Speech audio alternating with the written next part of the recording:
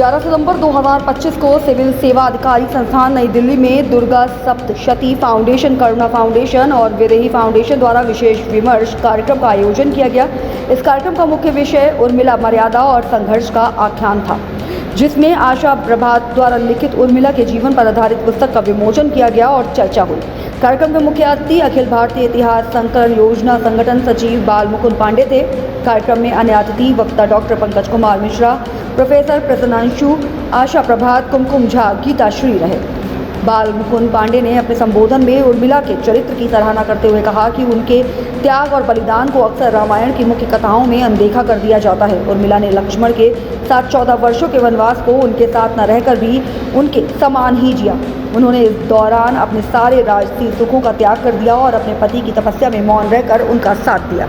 कार्यक्रम में उपस्थित अन्य वक्ताओं ने भी उर्मिला के धैर्य और त्याग पर अपने विचार रखे। उन्होंने बताया कि कैसे उर्मिला का जीवन आधुनिक महिलाओं के लिए एक प्रेरणा बन सकता है। ये दिखाता है कि एक महिला न केवल अपने परिवार का समर्थन कर सकती है, बल्कि संघर्ष के समय में भी अपनी मर्यादा और आत्मसम्मान को बनाए रख सकती है।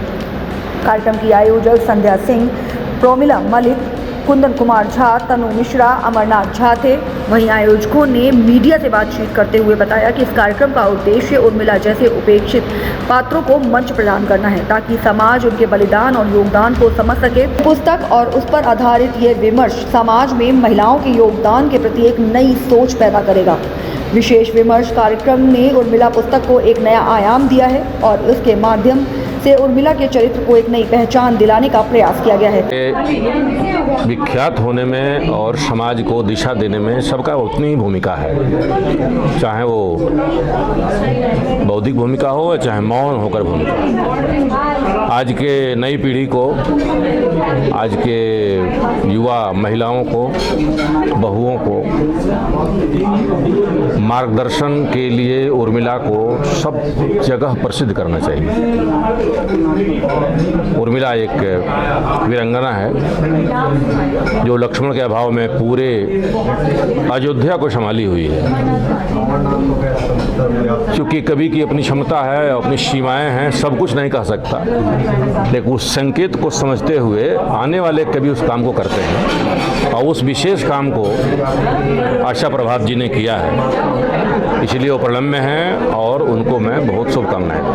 सर, आज की जनरेशन है, आज का समाज है जिस तरह से चल रहा है, इस पुस्तक को पढ़ने के बाद कितना बदलाव उनके अंदर देखा जाएगा? इस प्रकार के पुस्तकें आती रही हैं और समाज बदलता रहा है, इसीलिए हम बचे हुए हैं। दुनिया के बहुत देश अपने संस्कृति को समाप्त कर दिए, समाप्त हो गया, लेकिन इस प्रकार के चूंकि हमारे वहाँ क्रिटिकल ग्रंथ आते रहे हैं और एक एक पात्रों को लेकर युगानुकूल उसकी रचनाएं की गई हैं और उसके कारण से समाज बचा है। समाज पर पूरा प्रभाव पड़ेगा। जो भी पढ़ेगा इसको, उसको ये लगेगा कि स्त्री पुरुष दो अलग अलग संस्थाएं नहीं हैं, दोनों मिलकर एक हैं और लक्ष्मण का त्याग और उर्मिला का त्याग दोनों मिल करके अयोध्या का निर्माण करता है। आपने बड़ा अच्छा उद्बोधन दिया, बड़ी अच्छी बात कही। आपकी तरफ से भी इस किताब को लेकर अपील की जाएगी कि इसको लोग पढ़ें? हाँ, मैं तो मंच पे भाषण में भी कहा हूँ कि इसको गिफ्ट के रूप में अगर किसी को देना हो तो दे, इसको पढ़ा जाए। और जिस प्रकार से राष्ट्रीय पुरस्कारों के लिए पुस्तकों का चयन होता है या राजा राम मोहन लाइब्रेरी में पुस्तकों का चयन होता है, मैं अपील भी करूंगा और प्रयास भी करूंगा कि इसका प्रसार उस प्रकार से हो। ये उर्मिला या मैं जनक नंदन, जब राजकमल के अशोक महर्षि जी ने डिमांड किया कि सीता पर, और ये नामवर सिंह जी का कहना था कि तुम सीतामढ़ी से आती हो तो सीता जी पर कुछ काम किया कि नहीं, लेकिन मैं डर के मारे नहीं कर रही थी कि चूँकि मैं उनके उद्भव स्थली से आती हूँ और वहाँ के जंजल में जानकी के लिए अजीब भाव है, पुत्री रूप में, इष्ट के रूप में, बहन के रूप में। तो लगा कि अगर 7,500 वर्षों का श्रद्धा और समर्पण में कहाँ से लाऊं। अगर कोई त्रुटि हुई तो हमारे एरिया के लोग माफ़ नहीं करेंगे, लेकिन मैंने कलम उठाया और माँ भगवती की कृपा से कलम रुकी नहीं रुकी तो लगा कि चलो अच्छा हो रहा है। तो मैं जनक नंदिनी की काफ़ी ख्याति मिली, तब उन्होंने कहा कि उर्मिला पर्वती से, और मैंने वही असमंजस बताया कि कुछ कहीं नहीं है और एक कल्पना है और उसको शब्द और भाव दिया गया है और ऊपर वाले की कृपा से उर्मिला तैयार हो गई। आज की युवा पीढ़ी, परिवार या जो भी लोग इस पुस्तक को पढ़ते हैं तो कितना बदलाव उनके अंदर देखा जाता है? देखिए आएगा, हमारी खासकर हमारे हिंदू बच्चों में कमी आई इसलिए कि जब घर के परिवार में माहौल ऐसा नहीं है तो बच्चे कहाँ से जान पाए। कहा न कि एक सफल परिवार के लिए स्वामी हो ईमानदार, पत्नी हो ईमानदार, सेवक हो ईमानदार, भाई हो ईमानदार, तब एक संपूर्ण परिवार बनता है और राम के परिवार में सब कुछ है। तो अगर आप इसको पढ़ेंगे मिथक मान के नहीं, धार्मिक ग्रंथ मान कर नहीं, एक हमारी अपनी संस्कृति को मानकर, तो जाहिर सी बात है प्रभाव अच्छा पड़ेगा। कितना समय लगा आपको इस पुस्तक को लिखने में? देखिए, दिमाग लगाया? मुझे लगता है कि मैं जनक नंदिनी लिखने में 4 साल लगे थे। ये उर्मिला बहुत जल्द लिखा गया, बहुत जल्द। जब मैंने सोचा, ऐसे तो मैंने अशोक जी को कह दिया कि सारा टफ विषय मेरे ही को देते हैं, लेकिन जब मैंने इन पर सोचा तो लगा कि जानकी से ज़्यादा इनके जीवन में डायमेंशन है, इनके जीवन का मोड़ बड़ा अजीब है और ये बहुत जल्द लिखा गया। तो ये कौन कौन से उसमें रहेगी? हिंदी में, संस्कृत में, किस तरीके से क्या पुस्तक? ये उर्मिला तो अभी हिंदी में है। हिंदी में? हाँ। और भी आगे कहाँ कहाँ ये मिल सकते हैं? सारी सोशल मीडिया पर, फ्लिपकार्ट पर, अमेजन पर, जहाँ खोजिए तहाँ। क्या अपील करेंगे सबको पढ़ने के लिए? मैं तो कहूँगी कि आप लोग जुड़िए, साहित्य को देखिए और अपने अतीत की समृद्धि को देखिए। अतीत की समृद्धि आप में बल भरता है और जो आगे भविष्य में बढ़ने के लिए हमको शक्ति देती है। हमारा अतीत अगर अच्छा ना, आपने देखा होगा कि राजे महाराजों का बहुत बड़ा एक हॉल होता था। ये मेरे परदादा हैं, इन्होंने यही कारनामा किया, तो बच्चा सोचता है कि हाँ इनसे बढ़िया कारनामा किया। तो हम अतीत को बिसरा कर बैठे हैं, इसलिए हम बर्बाद हो गए। अतीत को जानिए, समझिए और देखिए कि कितना कुछ मिलता है वहाँ से। तो ये धरोहर है अतीत की, मैं इतना ही कहना चाहूँगी। अगर बच्चे पढ़ते हैं तो उनका मानस कोश जो है समृद्ध हो। कि हमें 2 रूप में देखना है दोनों चीज़ों को। एक पहला रूप तो ये है कि कवि की यह भावना होती है कि किसी भी चरित्र को वह कितना विस्तार दे, और यही कारण है कि आजकल एक शब्द चलता है गेस्ट अपीयरेंस। हम उस रूप में कह सकते हैं उर्मिला को, लेकिन उर्मिला मुख्य पात्र के रूप में न रहती हुई भी आप पाएंगे कि पूरे नाटक, पूरे काव्य को वो प्रभावित कर रही होती है, लोगों का ध्यान खींच रही होती है कि उर्मिला है, लक्ष्मण नहीं है। उर्मिला की जिंदगी कैसी रहेगी, उसकी जीवन यात्रा कैसी रही होगी। तो उस जीवन यात्रा को जिस प्रकार व्यावहारिकता के धरातल पर इस उर्मिला नामक उपन्यास ने जो उभारा है, वह मैं समझता हूं कि अद्वितीय है, अनपैरेलल्ड है। इसकी कोई कह सकते हैं कि तुलना नहीं हो सकती, चाहे वो भाषा हो, चाहे वो भाव हो, चाहे वो चरित्र का जो कैरेक्टर्स का जो डेवलपमेंट हो। बहुत ही सुंदर यह उपन्यास लिखा है। अगर इस पुस्तक को पढ़ते हैं तो कितना बदलाव मिलता है? देखिए, बदलाव के लिए सबसे बड़ी बात है कि साहित्य करता क्या है। आज के युवा जो है ना, उनकी संवेदना मर रही है, उनमें अच्छे बुरे का बोध नहीं हो रहा। सड़क पर गिरे हुए लोगों की बहते हुए खून को देखने के बावजूद भी उनकी आंखों में आंसू नहीं होते। उर्मिला पढ़ने से सबसे पहले तो वो संवेदनशील होगा। जो संवेदनशील होता है वही समाज का होता है, और जो समाज का होता है वही राष्ट्र का होता है। तो वह जो व्यक्ति है, अगर वो उर्मिला अगर पढ़े तो अपने सराउंडिंग्स को, अपने चतुर्दिक को, अपने चारों ओर को वह समझ पाएगा, और वो समझ पाएगा कि हृदय की वेदना क्या होती है, पीड़ा क्या होती है, दूसरे का कष्ट क्या है। जब तक हम दूसरे के कष्ट को नहीं जानते, हम अपने कष्ट की व्याख्या नहीं कर सकते। तो ये है उर्मिला और ये रम। मैंने आशा जी के लिए निस्संदेह में जितनी वो दिखने में सहज और सरल है, उतना ही उनका उपन्यास सहज और सरल है। जो उनकी भाषा है, जो उनकी शैली है, जिस प्रकार एक एक वाक्य को इन्होंने गढ़ा है, जिस प्रकार जैसे कहते हैं ना सूत और धागे से जिस प्रकार एक उन्होंने वितान बनाया है, बहुत ही सुंदर है। आशा जी का व्यक्तित्व उस काव्य में परिलक्षित होता है। उन्होंने उस उर्मिला को मानो अपने हृदय से जिया हो, तभी उस प्रकार के वाक्य और उस प्रकार के शब्द हैं। आशा प्रभा जी के लिए एक भी कोई भी शब्द वर्णन के लिए उनकी उस जो समग्रता है उनको कम करना होगा। बहुत ही सुंदर है, बहुत ही बढ़िया। ये पुस्तक हमारे सीता माँ की बहन छोटी उर्मिला जी के लिए था, क्योंकि बहुत पहले हमारे आंटी आशा आंटी जो इसकी राइटर हैं, उन्होंने पुस्तक लिखी थी और उन्होंने मुझे जब एक प्रोग्राम में दी तो मैंने इसको पढ़ा।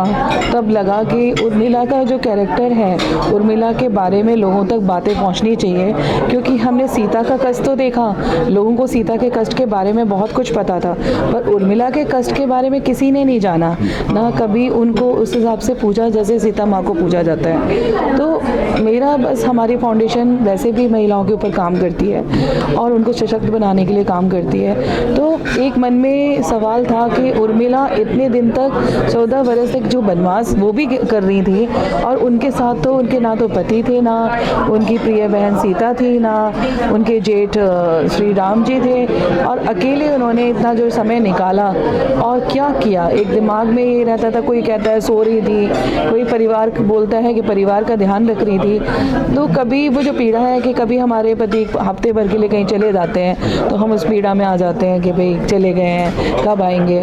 पर उर्मिला ने 14 वर्ष जो कष्ट दिया है, उस कष्ट को समझना बहुत ज़रूरी है और लोगों तक भी जानना ज़रूरी है कि जितनी जो रावण की जो हुआ, रावण के लिए जो राम ने रावण को मारा, जो लंका का ध्वस्त किया, सब कुछ किया, उसमें उर्मिला का भी बहुत बड़ा योगदान था कि लक्ष्मण जो त्याग करके जा पाए वो उर्मिला की वजह से। उन्होंने जो उनके पीछे सारी चीज़ें संभाली, और जो यहाँ पर भी इसी बात पर पैनल डिस्कशन था। इस पर काफ़ी अच्छे हमारे जो चीफ गेस्ट हैं, हमारे बाल मुकुंद भाई साहब इतिहास संकलन से हैं, और काफ़ी यहाँ पर प्रोफेसर प्रशांशु जी, पंकज मिश्रा जी और गुंजन पुस्तक पर बड़ा मंथन भी किया। आज काफ़ी चर्चा हुई है और बड़ा अच्छा लगा। अमरनाथ जी ने यहाँ पे संचालन किया, वो सेवा भारती से हैं, और उन्होंने भी यहाँ पे सब ऐसे बुद्धिजीवी लोग थे जिन्होंने इसको समझा और इसको जो बोला है कि पुस्तकों को आज की जो जनरेशन है उनको गिफ्ट में देना चाहिए शादियों में, जिससे लोगों को पता चले कि हमारा इतिहास क्या था और क्या हम क्या शक्ति होती थी, क्या नारियां होती थी जो इस तरह से अपने जीवन को पूरा त्याग देती थी। आज के बच्चों को ये, आज की जो बच्चियां हैं जो फालतू समय लगाती हैं, समाज को प्रेरणा मिलनी चाहिए कि जो अपने बच्चों को इस तरह की किताबें गिफ्ट में दें और वो पढ़ें और इसको समझें कि ज़िंदगी पहले कितनी मुश्किल थी और किस तरह से उनको आसान बना के उस समय की शक्ति, उस समय की महिलाएं रहती थी। और आज की डेट में महिलाएं, बच्चियां उस तरह से नहीं कर रही हैं, संस्कृति भूल चुकी हैं। बाहर के लोग हमारे भारतीय संस्कृति को अपना रहे हैं और जो यहाँ की जो लोग हैं वो यहाँ की संस्कृति को नहीं अपना रहे हैं और वो भूलते जा रहे हैं। तो कभी भी अपनी सभ्यता, अपनी संस्कृति नहीं भूलनी चाहिए। समाज में यही मैं कहना चाहती हूँ। क्या अपील करेंगी पुस्तक पढ़ने को लेकर? पुस्तक पढ़ने के बाद ये कहना चाहती हूँ कि देश की सारी बच्चियाँ इस पुस्तक को पढ़ें, उसको समझें कि नारी में क्या शक्ति थी। ये शक्ति थी तभी वो 14 बरस उन्होंने काटे।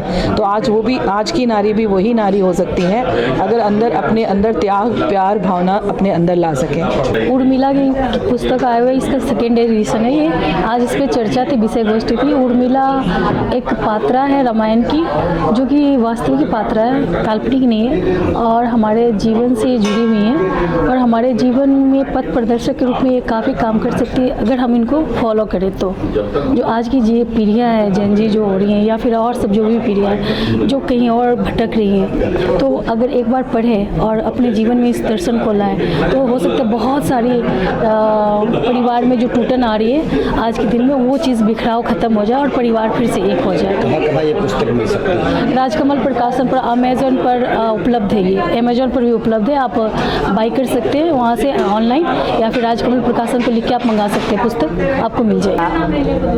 हम लोग जब भी पढ़ते हैं, रामायण पढ़ते हैं, तो राम लक्ष्मण और सीता की चर्चा होती है। उर्मिला कहीं ना कहीं उसमें हमारी जो पौराणिक चरित्र है उर्मिला, वो कहीं ना कहीं हम पीछे छूट जाती है।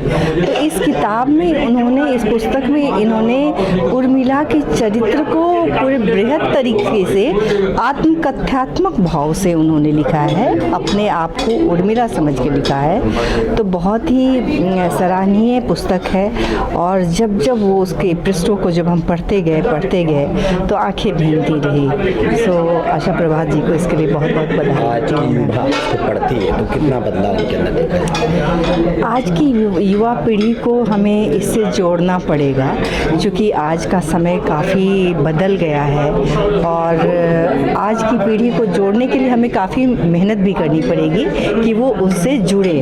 तो इसके लिए जैसे कि हम कॉलेजेस में जाके उनके चरित्र को, उनका जो मौन है, उनका जो तप है, उन चीज़ों को हम बताएं बच्चों के बीच में, बच्चों को रोचक तरीके से बताएं, और उसके साथ ही हम इस पीढ़ी को बता सकते हैं कि उर्मिला का त्याग कितना बड़ा है। जैसे कि कहा जाता है ना कि सज्जन का जो तप है ना, वो लोग भुला दिए जाते हैं, जो लोग मौन होते हैं उनके तप को भुला दिया जाता है। मैं उनको बहुत ही धन्यवाद करती हूँ और आशीर्वाद देती हूँ, और ये पुस्तक बहुत अच्छी लिखी है, क्योंकि हमने सीता के बारे में तो बहुत कुछ गाया कि उन्होंने बहुत त्याग किया, 14 साल राम जी के साथ रही, लेकिन उर्मिला जी की कुर्बानी किसी को भी नज़र नहीं आई। इस पुस्तक को पढ़ने से हमें ये पता लगा कि उनकी कुर्बानियाँ, उन्होंने क्या क्या किया, कितना त्याग किया, उनके जाने, उन्होंने वन में त्याग किया, इन्होंने घर में सबकी सेवा की, बड़ों की सेवा की, अपने पूरे परिवार को संभाला, और उसके बाद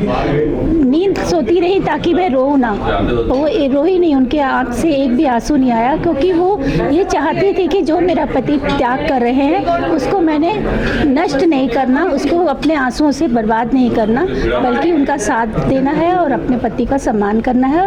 और भगवान राम जी का और सीता जी का भी अपमान होगा अगर मैं रोऊंगी तो। धन्यवाद।